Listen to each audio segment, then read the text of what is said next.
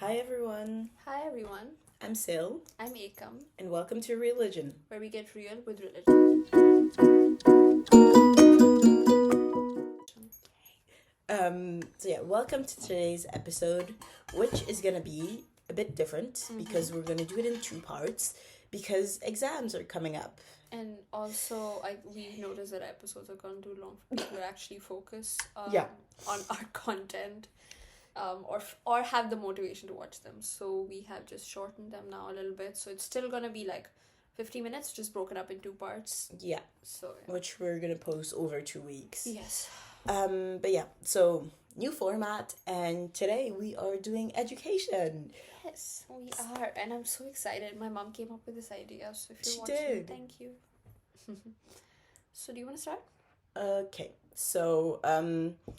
I think one thing that I really want to bring up as well, and that's something like to me is very obvious, but I realize a lot of people who aren't like as well versed in like Islam don't know that.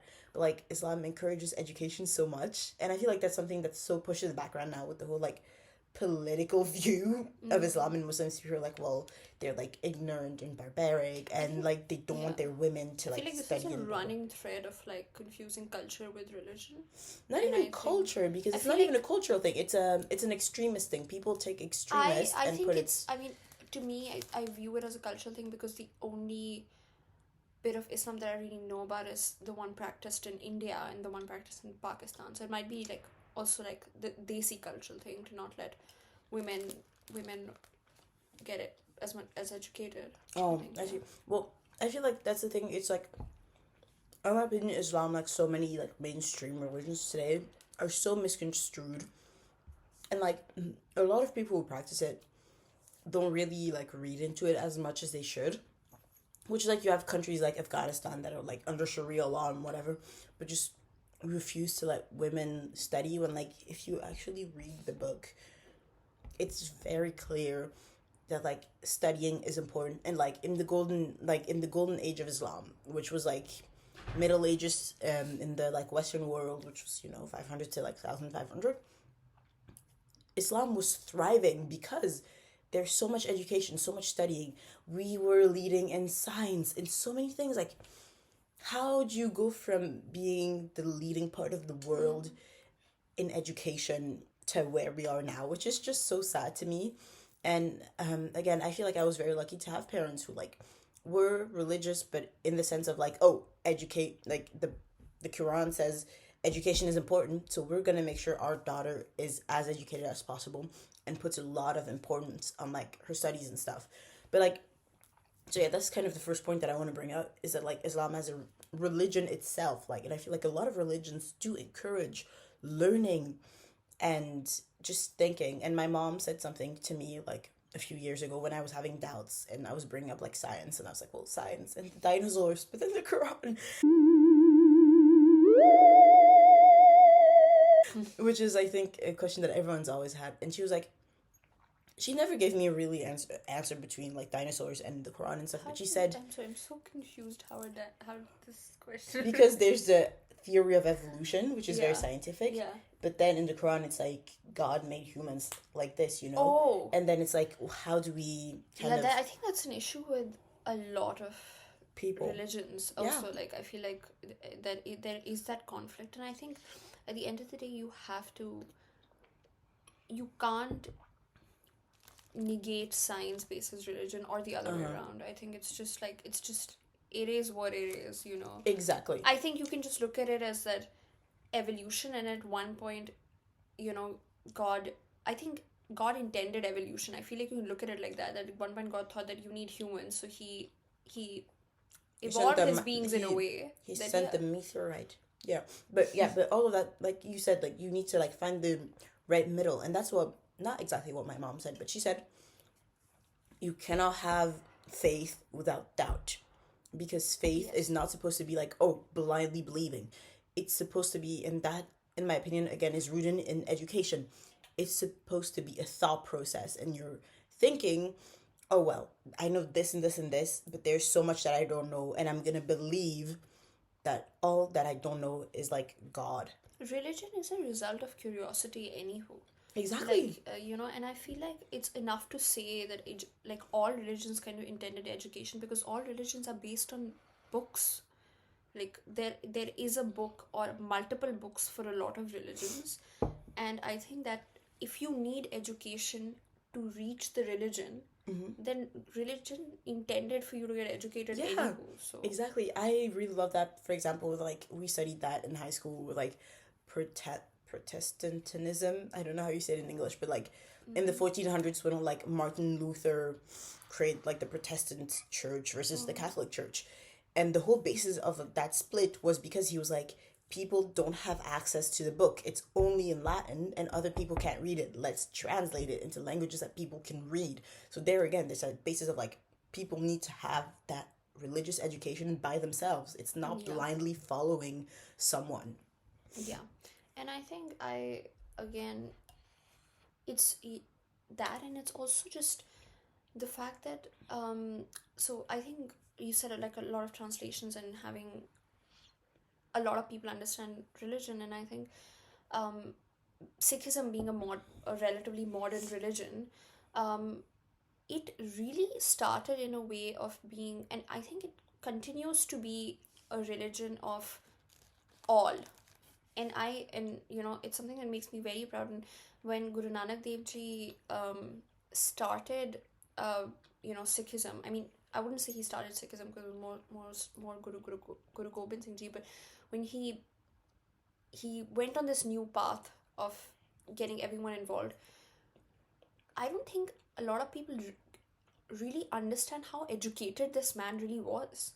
He was extremely educated. He knew multiple languages. He traveled on foot singing hymns, telling stories, spreading education about all he knew about enlightenment, about a lot of other stuff, about scientific developments till that day, through on foot from um, India, so like Pakistani Punjab to Indian Punjab to Afghanistan to Makkah, Medina.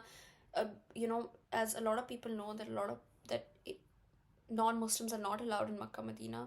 Guru Nanak Dev Ji has been one of the only people who's been let in because of probably because of how educated he was. Yeah, and I feel like that also like goes to my point. Like the people that are let in, it's like someone that was very educated. And I think we can also see that, like as you said, in like more modern examples. Like I did this class this semester. Oh, it's over. And we studied like colonialism, and one of the people we looked into is this like Muslim man named Al-Afghani. That was like his last name, and he was very clearly like anti-British colonialism, anti any kind of colonialism, and he traveled around. He was like a big scholar who like learned from a lot of people and taught a lot of people, and his like religious upbringing and his religious beliefs were at the core of his teachings. But he didn't just teach like Muslims. He went to India as well. Like he went to Moscow. He traveled to so many places and like learned and taught from so many people. And at the core of this was religion, but that didn't restrain him to only Muslims. That allowed him to learn from so many different people. Yeah, and I think that's important. And there is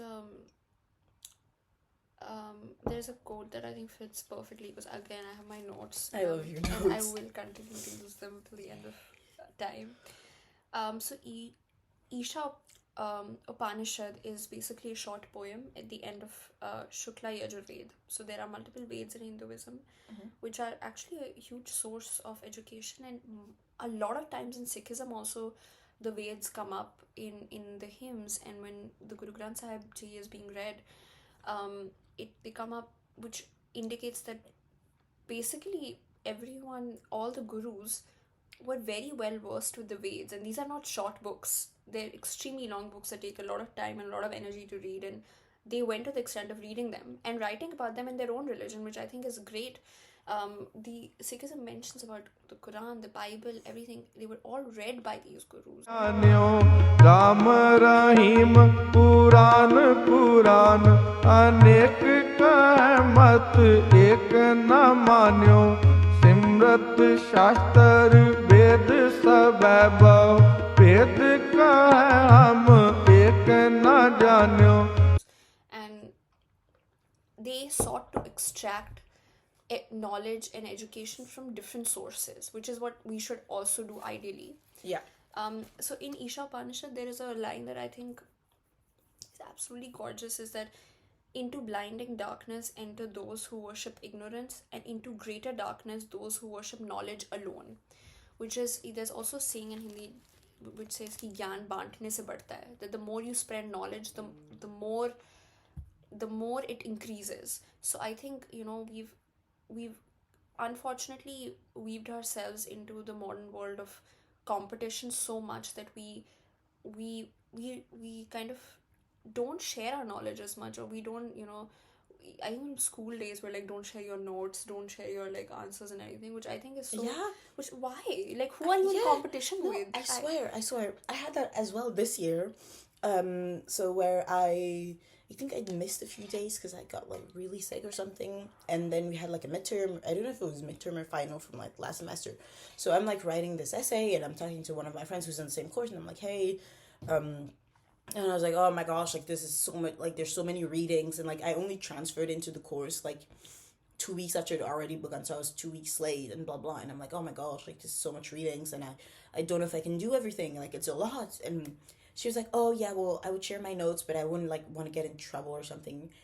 And I just typed like, oh yeah, I understand, but in my mind I was like, getting in it's like, no, but I think it's just an issue of, I think parents also teach their kids this now, you know, which I think is problematic because it is instilled in our... You good? sorry, Did you choke? no, that reminded me of something my dad said that absolutely killed me. I will tell you later, it's hilarious. Okay, well, that's that. But yeah, no, so I think you should spread knowledge as much as you can. And one really beautiful thing that I think all religions teach us, that there is no shortcut when it comes to knowledge. So if someone is truly asking you for help them. And if someone is truly just literally just asking for your notes to copy paste, it's never going to help them, because they truly can't, they don't know what they're doing anyway. So even you do your bit of spreading knowledge, right? And I think, you know, it really teaches you a lot as well as an individual, because all these religions are based on teachings. When you have conversations with your friends, whether those are education related or not, you are indirectly teaching them something, and they are indirectly teaching you something. And you need to learn to take away from those conversations in ways that enhance your life, you know, and not the other way around. And no, I definitely agree, and I feel like that's something that's very good about like our friendship, not just the two of us, but like the whole group we have, is that like when we came together, we're still very different people. we are very different people. We are so different people, but we've all learned from each other. Like I've learned a lot from Esme, I've learned from Priya, I've learned from you. That's a good thing. It's like, because we've had so many conversations about so many different things, and at some point it just kind of sticks with you. Yeah. And then just to get back on the point you said of like, you know, even if it's just like copying notes, just like share knowledge. And I had this issue, especially like in my last year of high school, where like, I say this with so much love, but a lot of people in my class were just lazy. Yeah. And they didn't want to work. And I did, because I had my dad back home who was like on my back with this stuff. So I did like study, and even the stuff I didn't understand, like I tried my best. And we'd get like little like practical exams in like science, and then we'd have to like do experiments and then work and whatever. And some people would just be like, hey, what was your response for that? Can I just like copy off? And then, because I got sick of just giving people the answer, I started actually telling them, well, you're supposed to do this and this and this, and then you'd have the answer. Yeah. And then I just send them on their way. And I did that a lot when I was in school, because, you know, I was always sitting the first bench copying stuff, blah blah blah. I think nothing has changed in school. Nothing has changed. I'm still at the first bench copying notes and stuff. But I think the thing is that if I'm one of the, and this is so unrelated to our entire podcast, we've gone on a rant as usual, but the truth is that I actually thought that was a great revision strategy to teach someone what is coming in exam. Like, I really want used to do that. Yeah, I like, used to it- do it that. We'd have helps me phone so calls. I'd have like phone calls like with my I friends. am actively doing that with my panda right now, because there is no one, like, you know, because I would love to learn about law. I really don't mind. Like, you see that chart up there, I will teach you that after this, if that is not too intimidating right now. But if anyone is listening to this podcast who is in law and who does want to learn something, I swear to God, you can walk in. Like, I'm not even kidding. I'm totally okay with that. Anyway, getting back on topic. Yeah, I think one thing that we really need to touch, which I feel like it seems so obvious once you say it, but you don't realize it, like the way that religion and like education are actually so tied is when you look at it objectively and you think about it, how many like university and school buildings now used to be religious places? Yeah. So many. Exactly. And in Hinduism, there was a concept of gurukuls, which were basically the way education took place in the Indian subcontinent before colonialism happened. And they were genuinely excellent ways of teaching. You know, they'd sit outside, probably under a tree, on the ground, and they would actually study, and they wouldn't just study religious texts, they would actually study math in, you know, Physics. zero originated in India. So a lot of things were taught in gurukuls, and we now have somehow standardized our way of teaching to a more Western applicable method. But there used to be a lot of people now compare in scientific academic papers, compare gurukuls to the schools today, and they do think that we used to be more sustainable in general. There used to be a lot more literally down to earthness in our education. So I think that it's important that we do give where credit is due to religious institutions, to institutions intertwined with religion, or to institutions that originated from religion that are doing great work now. Even now, I agree. even now, the world's best universities, almost all of them have a school of divinity, you know, and a lot of people do take a lot of good knowledge and apply it to the real world from those universities, from those schools. Yeah. You No, know, they it's, do. It's They not really out of do. fashion. Exactly. No, and I feel like that's the thing. It's that like religious. I feel like religious education got. Every time someone says religion and education in the same sentence, people automatically think of religious education when it doesn't have to do the same. Yes, there's religious education, which can help a lot, but religion can also educate on so many other things. Like you said, math, a lot. When you look at it, like, there's a lot of like famous people who are like religious, but also so smart. And I feel like, for example, if you look at philosophy, because that's something that like I've been looking into, Nietzsche. He was I don't know if he's like a great example, but he was a very smart man, like philosophy wise. He was kind of questionable on certain things, but no, he was, we have to be honest, but that's most philosophers, to be fair. But like, he has given us certain knowledge that is still used to this day, theories that like are still important to this day, like nihilism, Nietzsche. And what was one of his quotes? God is dead and we killed him.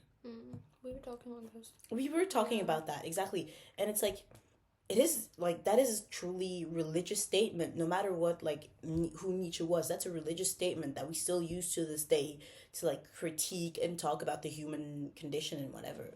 So and education, so like I talked about gurukuls, they were based on Hinduism, right? So education in Hinduism was supposed to help you achieve 4 things, okay? Dharma, dhan, kam, moksha, which basically translated to virtue, wealth, pleasure, and liberation, right? So virtue, obviously, it was related to your religious texts. It was related to kind of getting to know your own self. And then wealth, to attaining ways to attain wealth, which is basically what our education system is now as well. And pleasure, which was actually sex education, which unfortunately now has become somehow controversial thanks to colonialism. yay. But we used to, and I remember we were that movie we watched, OMG 2, Oh yeah. Yeah. So it really is instilled in our, and it is an important type of education. And it is still not done justice to in today's world. Even though Yeah. we've become so scientific and so modern, we somehow shy away from a topic that is really well established, not just in science but also in religions. No, So 100%. And I would just want to touch on that with something that like I learned in my one class. It's called Understanding Race and Colonialism. It was amazing. But we talked about modernity in general and how modernity as we know it now is actually just a product of colonialism, and how everything that's seen as traditional is seen as bad when actually traditions have so many virtues. And I think it's the same with religion. yeah, Religion can have so many virtues, but because we live in a world where like everything has to be modern and this and blah blah blah under like the way it was construed under colonialism, people aren't able to like do the difference between the good and the bad, and like religion at its core and the way religion is used. And it's like that's why education is also so important, because I learned all of this and like the whole idea of modernity and like this deconstruction through education. yeah, Through this whole semester class that I took, I now have a better relationship with religion while at the same time deconstructing what I thought was true. So I think it's also like, like Hinduism, we have a goddess of education, which we've touched on multiple times, Mata Saraswati. And I think a lot of, by the way, older religions do have gods that are gods of education. yeah, you always have one. You always have one. And that firstly it says a lot for itself, but also I think Hinduism brought in the concept of knowledge being a double-edged sword, which I think is very important. So for example, in Ramayan, the demon in Ramayan, demon which we consider on the Indian side, because I do understand that some people consider him god on the Sri Lankan side, but so our demon Ravan in Ramayan, the one who abducted Sita, he was extremely educated. In fact, he was arguably the most educated character in Hindu mythology. Without question, he was extremely educated. He knew all his religious texts. He was a huge Shiv devotee. He was basically a perfect man in terms of education. But so Hinduism uses his character to show us that it is a double-edged sword, because knowledge is only good in the hands of correct people. If you use it correctly. And I think there is something you need to know, that there are a lot of people in power right now who are extremely educated from one of the world's top universities. A lot of us are in great universities, and I mean, we're in the same yeah, university. a lot of us, like everyone who's listening, Oh. we're in the same university. But everyone who's listening, we're in great universities, a lot of us. And I do really wonder how many people we can pick out of a universities are actually excellent people. It doesn't mean they're any less intelligent. So I think it's important to know that you need to use knowledge to put to good use, because if you're not, then your knowledge is useless. Oh, 100%. I definitely agree. Like people with who that. use their knowledge of tech and like techie stuff to hack into other people's, lives and cyber attacks, blah blah blah. Would you even consider that knowledge? I don't think so. It's not virtuous at all. Yeah, I think one of the good examples for that, that I always like to bring up, is the whole Oppenheimer thing. Like, I have become dead. Bhagavad Gita. but yeah, so Oppenheimer, like, no one can say that man wasn't intelligent. Like, that is not the discussion. But that knowledge was used in such nefarious ways, and like I also have a personal bone to pick with Oppenheimer, because because of where he tested the bomb the first time, which was like not far away from like the like neighborhoods of like minority people. And because they weren't important in his eyes, he was like, oh well, we'll test the thing like close enough to their neighborhood, so if they die, like, it's not important. Yeah, and I won't say anything about Oppenheimer, because I have mixed feelings about him, like a lot of people. Yeah, I think we all have mixed feelings about him. But I don't Yeah. essentially hate him. But I do believe, what I believe is that I wouldn't entirely blame him for the way his knowledge was used. Oh no, I don't blame him for Yeah. the way his knowledge was used. I blame him for the way he used it. in like as in the the Okay. test runs, Yeah, no. like the And test I runs. think a lot of people, and if my parents are watching this, I think they know exactly who I'm talking about. But there is someone in our group back home who's extremely intelligent. I mean, I don't think I've ever met a more intelligent person, but he's also exceptionally rude. And I think a lot of people of that stature use their knowledge as an escape to never be held accountable, to never be held morally responsible for anything, because they're seen as these extremely knowledgeable and extremely intelligent people who no one can pick a bone with, because they're so knowledgeable. But at the end of the day, and this comes back to your karma, you need to use your knowledge in the best way possible. And also, another thing that Hinduism teaches us is that knowledge is absolutely nothing if you don't act on it. Yeah. You need action with knowledge to do anything with your life. If a man sitting on the roads reading books is probably, there are chances that he might be more knowledgeable than a lot of other people. But whatever knowledge you have, use it, like put it to good use. And I think a lot of people do that in gurdwaras, for example. People who know the Guru Granth Sahib spread the knowledge by singing it. They use that knowledge for action. Similarly, a lot of people in the gurdwaras are people who are very experienced and have great knowledge of food, of cooking, and they use that knowledge to cook for other people. And for example, there's a Michelin stars chef back home in India who runs the Indian version of Master Chef, and he goes to Harimandir Sahib very often to cook, for free. And I think those things are important in your life. Yeah. Okay. I have more to add to that, but we have hit the mark. So thank you for Next tuning episode. in for this episode. And if you want to hear about what I have to say in response to the beautiful Aiken, Oh my god. then you will tune in next week. So yeah, bye. Bye.